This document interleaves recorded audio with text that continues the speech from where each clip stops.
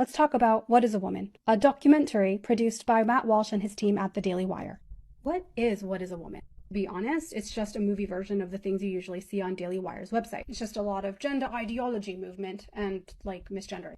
That's all just table stakes with these people, so let's just leave that aside. What you do need to know about this movie is that the Daily Wire and its employees created this elaborate ruse of fake names and fake organizations to trick people into being in the film. We're not talking like, oh, they exaggerated or lied by omission. No, they fully made shit up. I know this because my college professor contacted me recently to let me know he's in the film without his consent. Sure, he agreed to be in a film, but not this one. He shared the emails with me and now I'm making them public for the first time. Let's look at a Daily Wire interview request. My professor didn't hear from the Daily Wire. He heard from a woman named Rebecca Dobkovitz. She contacted him about an independent documentary about transgender and LGBTQ communities. When she asked for a funding source, she said they were being funded by a benevolent source that would like to remain anonymous. The professor says that when he arrived to do the interview, they hid Matt Walsh from him until the interview started.